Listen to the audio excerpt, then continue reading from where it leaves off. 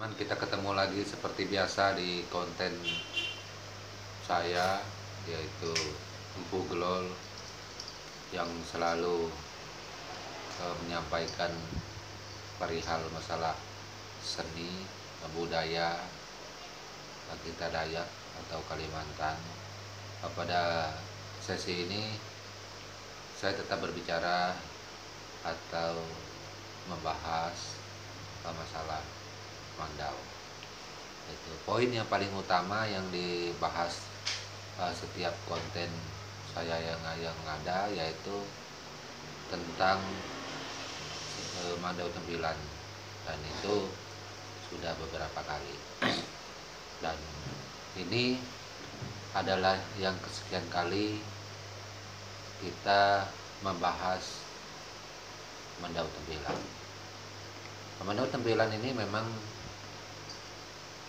harus banyak dimengerti, harus banyak dipahami, agar semua saudaraku yang ada bisa tahu seperti apa Mandau Tembilan itu, atau seperti apakah sosok jenis barang atau mandau yang dinamakan tembilan itu.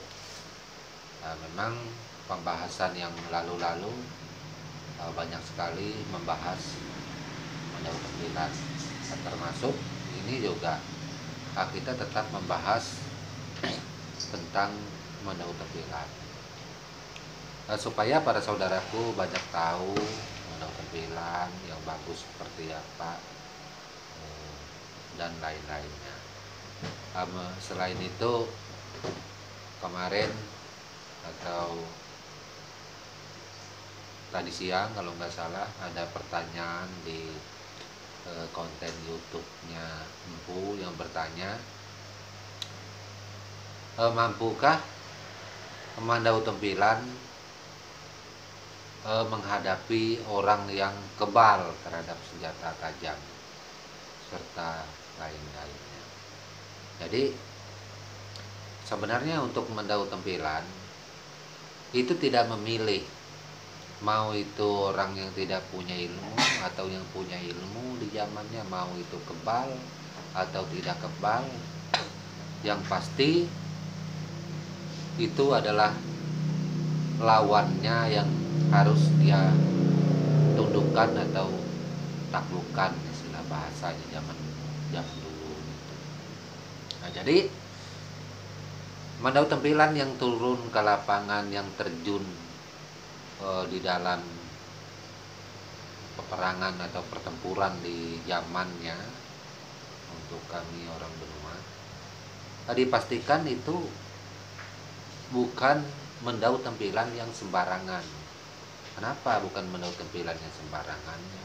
Artinya Mandau Tembilan ini memang dia sudah dianggap cukup, rajahan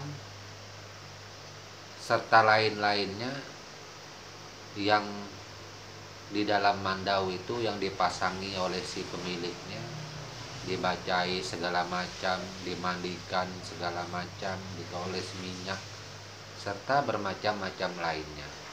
Tujuannya ini kenapa? Di samping itu menguatkan aura dari mandau tersebut, itu bertujuan pula ketika menghadapi musuh yang memang lawannya sebanding, atau istilah bahasa sekarang ini tahan timpas atau tahan parang, maka tempilan ini bisa mampu melukai atau membuka pertahanan dari lawan tadi. Apakah semua Mandau Tembilan ini mampu membuka pertahanan lawan? Ya kadang-kadang mampu, kadang-kadang juga enggak. Kalau lawannya memang posisinya lebih di atas, artinya dia juga bukan orang sembarangan, mempunyai bacaan serta istilah bahasa trennya sekarang ilmu kanuragan yang tinggi, maka Mandau Tembilan ini kalau salah-salah rajahannya, kalau bacaannya nggak kuat, kalau hal yang dipasangi di situ belum terlalu banyak, maka tempilan ini tidak mampu untuk membuka kekuatan dari lawannya yang ada. Gitu. Apakah tempilannya yang tidak mampu? Apakah mandau tempilan yang tidak mampu? Bukan mandau tempilan yang tidak mampu, tetapi orang yang memegang mandau tempilannya yang tidak mampu. Karena mandau tempilan meski berajah dibacai segala macam, mandau tidak akan bisa sakti kalau si pemegangnya tidak sakti. Itu karena yang menggerakkan mandau itu kan kita. Itu. Kalau kita tidak mempunyai ilmu yang sebanding ketika kita menemui lawan, maka kita akan kalah. Itu menurut cerita orang tua di zaman dulu. Nah, seperti itu. Nah, jadi mandau tempilan ini tergantung dari isian, tergantung dari rajahan oleh si pemilik mandau tersebut. Nah, jadi mandau tempilan ini penentu terakhir ketika tempilan ini jadi bukan dari si pembuat. Penentu yang terakhir itu adalah si pemiliknya. Seumpamanya saya Bung Glol membuat mandau tempilan sudah jadi. Penentu terakhir saudaraku, anda yang ada yang memiliki mandau tersebut, karena mandau tersebut bukan mandauku. Nah itu. Nah jadi jangan juga mandau itu dibuat segala-galanya di situ, seolah-olah mandau lebih sakti daripada yang punya, dari yang pemiliknya. Terus terang, yang menjadi sakti itu, lebih sakti itu pemiliknya, bukan mandau. Nah, seperti itu kira-kira. Itu. Jadi di zaman itu, kenapa si pemiliknya lebih sakti? Karena rajahan, bacaan, isian, dimandikan, itu kan dari si pemilik. Mandau tidak mungkin mandi sendiri. Tidak mungkin dia bisa berajah sendiri kalau tidak dirajah. Itu. Ya kan? Itu. Kenapa mandau tempilan harus dirajah, empu harus diisi segala macam? Nggak dirajah juga nggak apa-apa. Ya sebenarnya memang nggak apa-apa, nggak dirajah, nggak dibacai, nggak diisi, ya memang nggak apa-apa. Tapi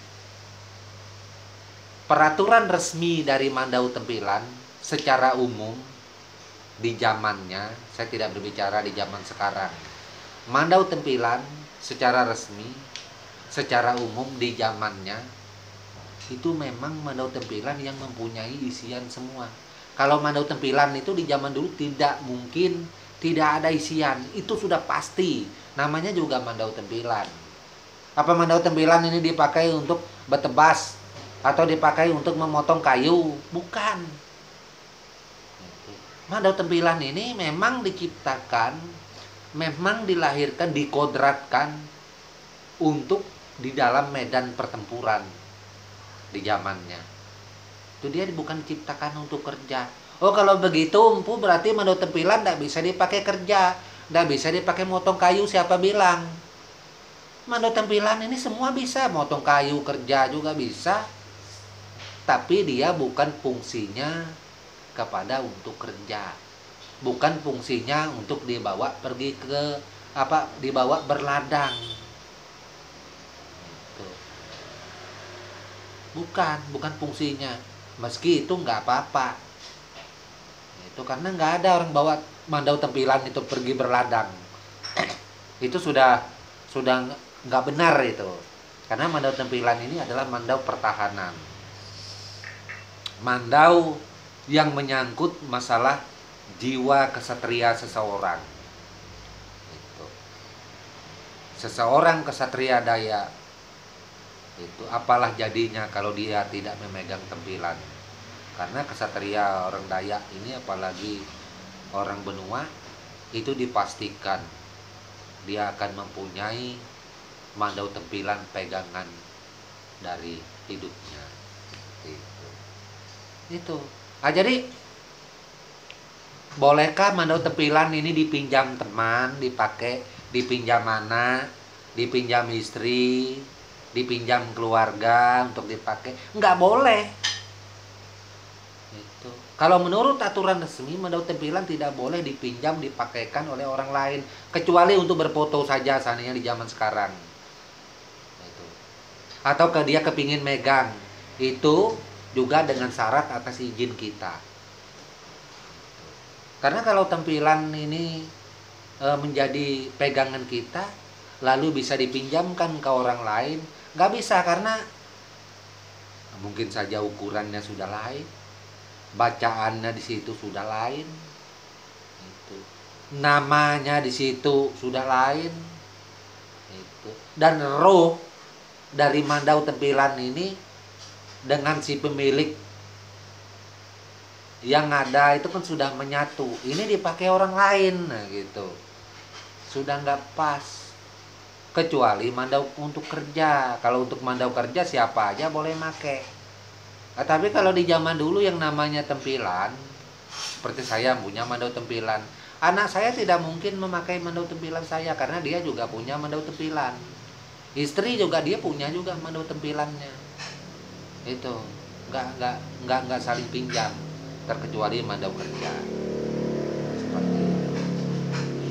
Jadi ada juga kemarin yang bertanya masalah mandau tempilan.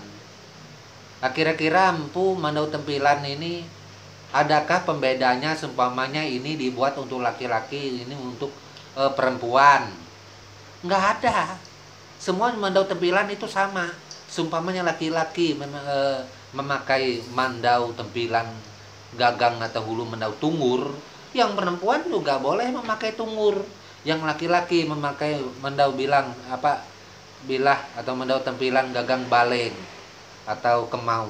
Yang perempuan sama juga, nggak ada bedanya. Tidak ada istilah perempuan mandau perempuan, mandau laki. Nggak ada kalau di dalam mandau. Gitu. Karena sama saja boleh memakai. Hanya untuk saling meminjam itu enggak. Seperti itu, tapi saya Empu Gelong nggak tahu lah kalau aturan adat atau budaya yang lainnya. Kalau untuk kami enggak. Ini berbicara tempilan. Gitu. Kalau tempilan seperti itu. Lagian tampilan ini juga kalau dia sudah ada isiannya di situ, bergantung di dinding, tidak sembarangan dinding untuk ditaruh. Karena mandau tampilan ini nggak mungkin ditaruh seperti mandau di belakang saya, seumpamanya seperti ini. Enggak. Biasanya ditaruh di jauh, di kamar, disembunyikan. Bahkan orang lain juga kadang nggak bisa melihatnya, terkecuali ketika dia mau mengeluarkan atau dia mau memperlihatkan ke orang lain, baru bisa terlihat. Atau ketika ada acara besar, dia hadir turun memakai mandau tampilan, baru bisa kelihatan. Mandau tampilan ini nggak sepele, bukan sepele loh. Kalau itu kita tidak ada izin, itu kita pegang sarungnya aja gini, nggak ada izin ini. Kalau aslinya tampilan di zaman dulu, orang itu pulang bisa sakit, bisa demam. Terkecuali dia datang kepada si pemilik tampilan, betabe memohon maaf karena tadi saya ada memegang sarungnya mandau tampilan itu tadi. Ini memegang secara disengaja. Kalau dia tidak disengaja terpegang, seumpamanya tersentuh, nggak apa-apa. Kalau disengaja, berbahaya. Apa semua tampilan itu seperti itu empu berbahaya? Enggak. Artinya yang jenis seperti itu pasti ada. Itu kemarin ada juga saudaraku yang lain bertanya masalah kirip mandau tampilan. Kira-kira empu yang memakai kirip ini, bulu burung yang di belakangnya itu tampilan jenis apa aja? Yang pasti yang memakai kirip itu ulu tungur, ulu baleng atau ulu kemau. Cuman itu, nggak ada lagi. Terus pakak sangka memakai kirip juga empu? Kira-kira enggak. Kalau aturan aslinya Saya belum pernah melihat pakak sangka memakai kirip yang di belakang itu. Itu kalau kena angin kan bergoyang-goyang. Nah, itu dia hanya bulu burung gang aja ditaruh di sarung ini panjang gitu satu, kelentang atau telungkup. Nah, seperti itu. Jadi ulu tungur, ulu baleng, ulu kemau itu saja yang memakai kirip. Kalau menurut aturan kami benua. Tapi saya ada lihat empu di sana seumpamanya. Dayak ini, saya nggak berbicara Dayak lain. Benua. Gitu. Seperti biasa. Gitu. Kalau pembicaraan empu dibawa ke Dayak lain, Dayak anu, Dayak B, Dayak A, pokoknya siapa tahu berbeda. Kan kesannya nggak bagus. Nah, jadi tetap kita pada sasaran orang benua saja. Itu masalah tampilan. Jadi mandau tampilan apabila saudaraku memilikinya, rawatlah dengan baik, jagalah dengan baik. Karena mandau tempilan ini efek positif daripada mandau tempilan, kalau ada sesuatu biasanya kebanyakan dia pasti akan memberi sinyal kepada pemiliknya. Nah, karena roh dari mandau tempilan dan si pemilik itu dia sudah satu kesatuan. Ketika ada masalah terasa, seumpamanya mandaunya bisa seperti konten saya dulu yang mengatakan bisa bergoyang sendiri lah, segala apa mendapat mimpi lah gitu. Ada mimpi ajakan segala macam, terus ada mimpi bahwa ada musuh datang, ya macam-macam tempilan di zaman dulu. Adakah tempilan di zaman sekarang ini seperti itu Puglol seumpamanya? Adakah? Kurang tahu ya. Ada nggak kira-kira? Saya belum tahu juga. Karena mandau tempilan yang saya punya juga tidak seperti itu. Biasa-biasa saja. Nggak pernah bergerak sendiri. Nggak pernah goyang-goyang. Nggak. Tapi di dalam konten YouTube saya ini, saya harus bercerita tentang budaya orang di zaman dulu, apa yang menjadi kebiasaan serta lain-lainnya. Itulah seperti itu. Begitulah ceritanya. Bukan ceritanya yang sekarang ini. Kalau sekarang ini nggak ada orang seperti itu, nggak ada mandau seperti itu umpamanya. Ya boleh-boleh. Ya bisa-bisa juga ada. Karena saya kan Puglol, siapa sih tahu, bukan sedikit loh orang benua di pedalaman itu banyak. Kita nggak tahu simpanan mereka. Macam-macam. Nah, tapi gambaran untuk mandau tampilan itu yang ada tadi. Dia selalu memberikan sinyal kepada pemiliknya seperti itu. Jadi banyak hal lain tentang tampilan ini itu yang harus diketahui. Dari sisi perawatan juga jangan terlalu lama, jangan nunggu tampilan itu berkarat 2 bulan 3 bulan baru dilap bilahnya sampai berkarat. Ya ampu, biar aja berkarat supaya mandaunya sakti, auranya lebih tinggi. Tidak ada tempilan sampai berkarat auranya lebih tinggi. Kalau tempilan itu sampai berkarat berarti dia rusak. Nah itu kan karatan, tadi tajam itu dimakan karat. Gimana bisa ada aura? Itu motong apapun aja nggak mempan, pasti bergerigi bekasnya. Enggak.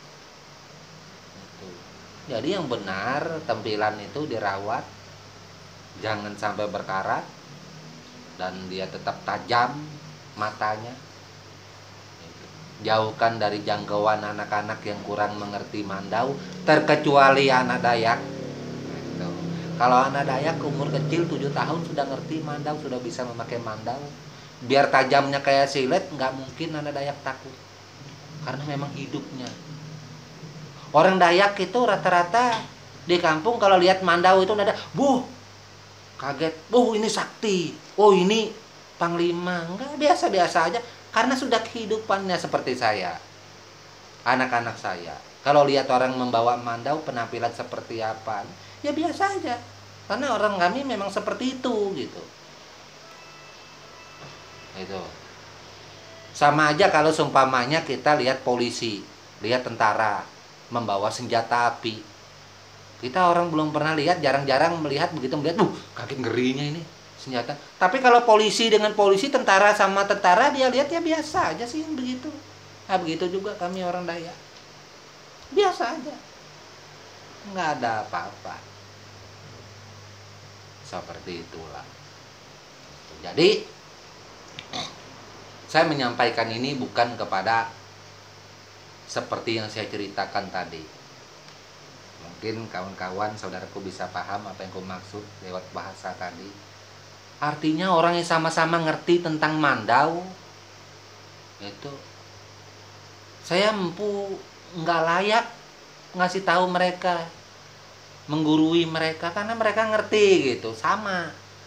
Nah, jadi di konten-konten ini dia buat seperti biasa, ditujukan kepada teman-teman, saudaraku, adik-adikku, anak-anakku, para kolektor, para pengoleksi atau pencinta Mandau yang pemula,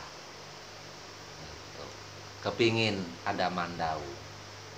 Jadi dengan adanya konten-konten Empu ini bisa jadi studi banding gitu, untuk Mandau yang ada.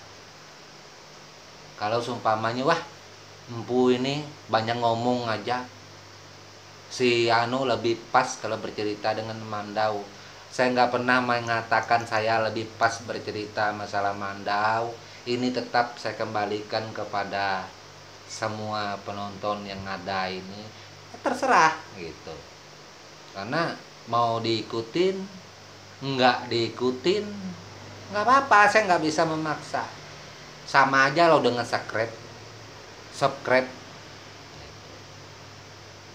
Nggak perlu kita meminta-minta, memohon, ayo subscribe saya, jangan lupa tonton video saya, subscribe saya. Sumpamanya seperti saya Empu Gelol, saya nggak cerita orang lain, itu kan urusan orang, nggak terlalu penting, nggak perlu. Biar sampai kapan saya meminta, kalau orang nggak senang, orang nggak suka, orang nggak mau, orang tetap tidak mau subscribe. Jadi saya dari awal video saya juga nggak pernah meminta orang-orang untuk subscribe di konten atau video saya, nggak pernah meminta. Saya pikir biarlah itu berjalan dengan sendirinya. Ketika orang senang, ketika orang suka dengan apa yang saya ceritakan, tanpa disuruh orang subscribe sendiri. Kalau orang nggak suka, orang nggak mau subscribe. Atau yang tadinya subscribe, dia jadi unsubscribe itu karena nggak suka. Nggak apa-apa, itu kan hak masing-masing, nggak ada masalah seperti itu. Karena yang penting poinnya, saya kepingin bercerita tentang Mandau Tempilan, berbagi ilmu kepada semuanya itu, biar semuanya tahu, kawan-kawan, adik-adikku, anak-anakku, atau abang-abangku semuanya lebih tua dari saya yang kepingin memiliki Mandau, jadi tahu. Beruntung ada kontennya Empu Gelol. Itu saya nonton meskipun saya tidak subscribe, tapi ilmunya saya dapat. Saya terus terang, nggak apa-apa tidak subscribe saya. Yang penting apa yang saya bicarakan, ilmu saya, orang senang, itu sudah cukup. Saya sudah merasa puas, sudah merasa senang ketika orang menyenangi ilmu saya. Tidak subscribe saya nggak apa-apa. nggak masalah. Itu. Nah, jadi saya rasa nanti akan kita bahas lagi untuk sesi selanjutnya masalah Mandau. Untuk yang ini cukup sampai di sini dulu. Tak lupa tetap saya sampaikan mohon maaf kalau ada kata yang salah atau menyakiti kawan-kawan saudaraku yang lain. Perasaan ini berbicara selalu benar, maklum lidah tidak bertulang gitu. Dan kita mengucapkan ucapan kita itu akan menjadi milik orang, ya kan? Itu saya juga menyadarinya. Mohon maaf segalanya kalau ada salah. Tak lupa saya ucapkan salam budaya Tabe buat semua. Amin.